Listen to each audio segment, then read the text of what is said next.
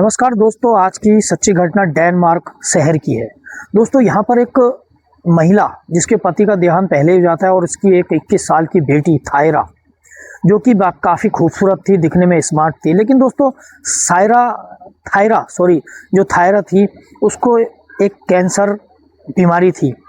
और जब उसको कैंसर की बीमारी हो जाती है और धीरे धीरे बढ़ने लगती है, और जब डॉक्टरों से उसका इलाज कराया जाता है तो डॉक्टर ये कहते हैं कि ये बीमारी काफ़ी चौथे स्टेज पर आ चुकी है और मात्र 6 महीने की जो है थायरा मेहमान है। ऐसा सुनते ही थायरा और थायरा की माँ सदमे में आ जाते हैं, उनके पैरों तले ज़मीन खिसक जाती है दोस्तों। लेकिन दोस्तों, जो थायरा थी उसने अपने जीवन का सुख नहीं लिया था, पढ़ाई लिखाई में ही व्यस्त रहती थी।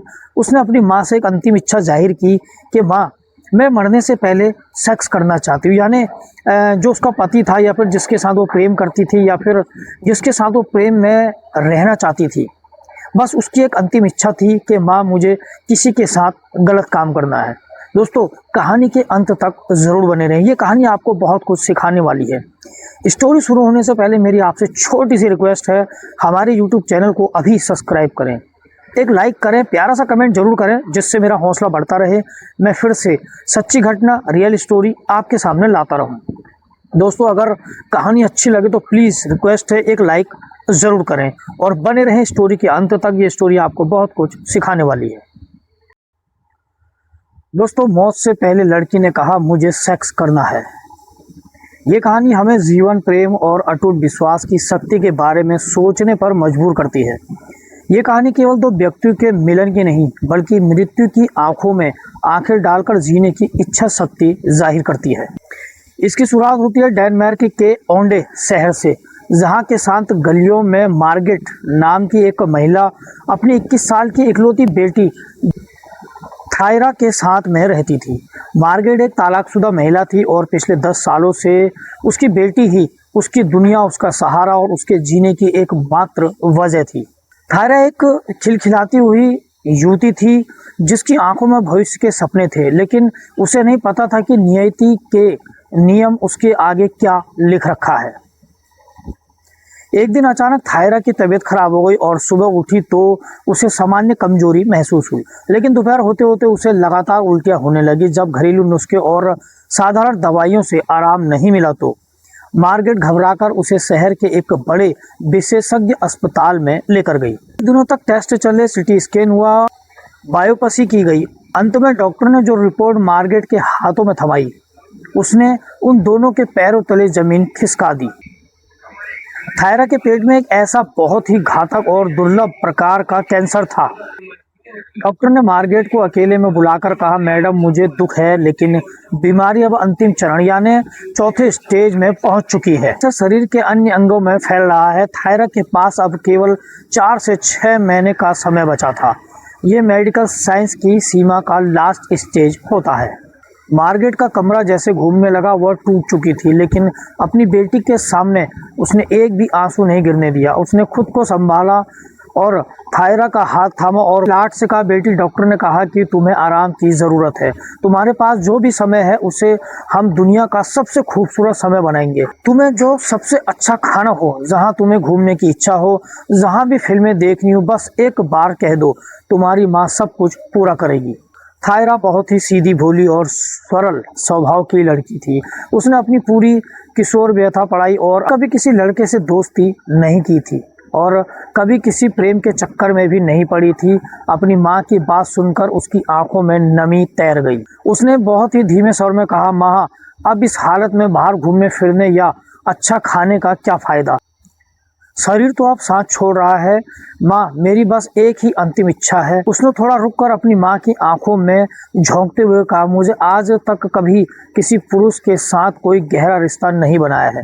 मैंने कभी प्रेम के उस एहसास को महसूस नहीं किया जो दो रूहों के मिलन से होता है। मैंने कभी किसी पुरुष के साथ कोई शारीरिक संबंध नहीं बनाया है।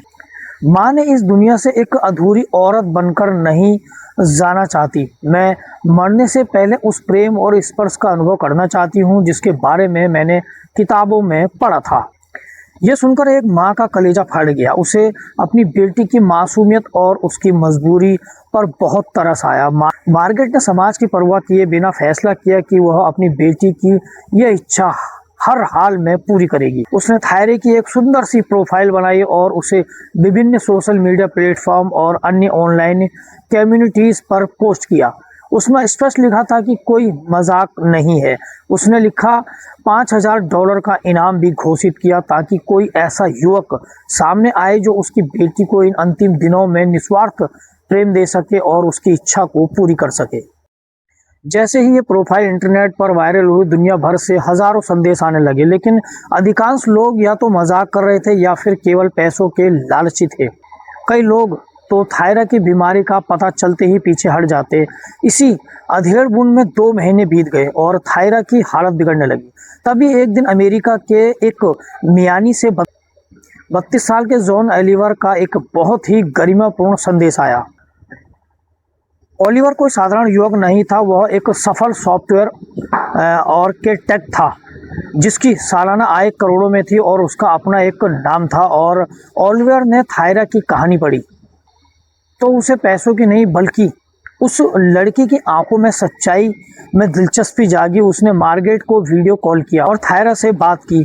ओलिवर ने कहा, थायरा तुम बहुत सुंदर हो और तुम्हारी आत्मा उससे भी ज़्यादा सुंदर है। मैं तुमसे केवल मिलने नहीं बल्कि तुमसे वो सब देने आ रहा हूँ जिसकी तुम हकदार हो।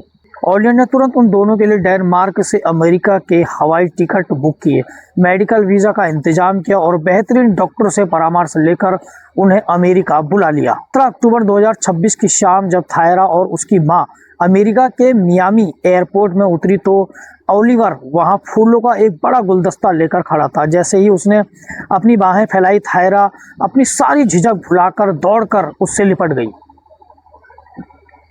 और पहली बार किसी अजनबी पुरुष की बाहों में उसे सुकून मिला जो उसे दवाइयों से नहीं मिल रहा था। वह घंटों रोती रही। ओलिवर उन्हें अपने आलीशान घर ले गया। घर के हर कोने को ताजे फूलों से सजाया गया था। फर्श पर गुलाब की पंखुड़ियां बिखरी थी और हल्का संगीत बज रहा था।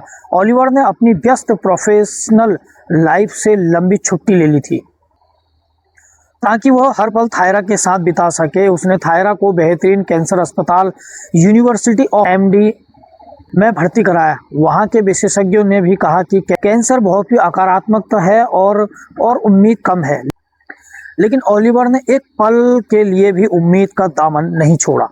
मियामी के उस सुंदर घर में बिताए गए दिन थायरा के जीवन के सबसे अनमोल दिन बनाए।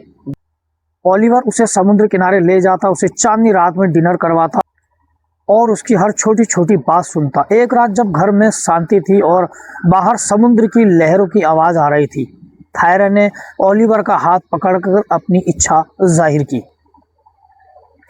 दोस्तों, वीडियो के अंत तक जरूर बने रहें, ये वीडियो आपको बहुत कुछ सिखाने वाली है। ओलिवर मन ही मन डर रहा था। उसे डर था कि कहीं शारीरिक थकान या उत्तेजना से थायरा की नाजुक तबीयत और न बिगड़ जाए। लेकिन थायरा ने उसकी आंखों में देखते हुए कहा, ओलिवर, मुझे अब लंबी जिंदगी की दवा नहीं चाहिए, मुझे बस एक पल पूरी तरह जीना है। मैं तुम्हारी बाहों में अपना वजूद खोना चाहती हूँ। उस रात ओलिवर ने अत्यंत कोमलता और सम्मान के साथ थायरा की अंतिम इच्छा पूरी की। उन्होंने एक दूसरे के साथ शारीरिक संबंध बनाए और उस रात के बाद थायरा के चेहरे पर एक ऐसी चमक आ गई जो महीनों से गायब थी। मौत से डर नहीं लग रहा था क्योंकि उसने वह पा लिया था जिसकी उसे चाह थी। इसके बाद जो वह चिकित्सा विज्ञान के लिए एक चमत्कार था। डॉक्टरों का मानना था कि प्रेम, खुशी और मानसिक शांति के कारण थायरा के शरीर में एट्रोफिन और अन्य हैप्सी हार्मोन्स का स्तर बढ़ रह गया था कि उसकी रोग प्रतिरोधक क्षमता ने कैंसर से लड़ना शुरू कर दिया था। वह 6 महीने की समय सीमा को पार कर गई थी और उसकी सेहत में सुधार होने लगा। वक्त पंख लगाकर उड़ने लगा तो थायरा कुछ महीनों की मेहमान थी और 2016 से 2018 और फिर 2020 तक पहुंच गई। ओलिवर और थायरा ने एक भव्य समारोह में शादी कर ली। हनीमून के लिए स्विट्जरलैंड के पहाड़ों में गए। वहां बर्फ में अपनी नई जिंदगी के सपने बुने। तो बड़ा चमत्कार तो तब हुआ जब डॉक्टरों ने कहा कि कैंसर की दवाइयों के कारण थायरा कभी मां नहीं बन पाएगी, लेकिन थायरा ने एक स्वस्थ और सुंदर बेटी को जन्म दिया। वो बच्ची उनके प्रेम का जीता जागता सपूत थी। थायरा 31 साल की हो चुकी है। कैंसर आज भी उसके शरीर में है, वह पूरी तरह ठीक नहीं हुई है।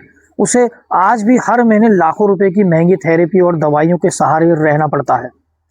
लेकिन वह बिस्तर पर नहीं रहती। वो अपनी माँ मार्गरेट, अपनी समर्पित पति ओलिवर और अपनी नन्ही बेटी के साथ हर दिन को एक उत्सव की तरह जी रही है। जॉन ओलिवर ने पूरी दुनिया को यह साबित कर दिया कि सच्चा प्रेम केवल शरीर का मिलन नहीं है, बल्कि एक डूबती हुई रूह को सहारा देना और उसे फिर से जीना सिखाता है। उसकी निस्वार्थ सेवा और थायरा के अटूट विश्वास ने मौत के फरिश्ते को भी पीछे हटने पर मजबूर कर दिया। ये कहानी हमें एक संदेश देती है कि जहाँ विज्ञान हार मान जाता है, वहाँ अक्सर प्रेम और प्रार्थना की जीत होती है। जिंदगी लंबी हो या फिर छोटी, उसे पूरी शिद्दत के साथ जीना असल जिंदगी है। दोस्तों, ये सच्ची घटना है, सच्ची स्टोरी है, इसको आप मजाक में ना लें। और ये सच्ची घटना आपको कैसी लगी कृपया कमेंट बॉक्स में ज़रूर बताएं। और दोस्तों, लास्ट में अंतिम बात एक बार फिर से कहना चाहता हूँ, वीडियो बनाने का मतलब किसी का दिल दुखाना नहीं है, किसी को परेशान करना नहीं है। वीडियो से कुछ सीखना है। इस वीडियो से आपको क्या सीख मिली कृपया कमेंट बॉक्स में ज़रूर बताएं। और मिलते हैं नेक्स्ट स्टोरी में। धन्यवाद। वीडियो अच्छी लगे तो कृपया हमारे चैनल को सब्सक्राइब जरूर करें और एक कमेंट जरूर करें, जिससे मेरा हौसला बढ़ता रहे। मिलते हैं नेक्स्ट वीडियो में। धन्यवाद।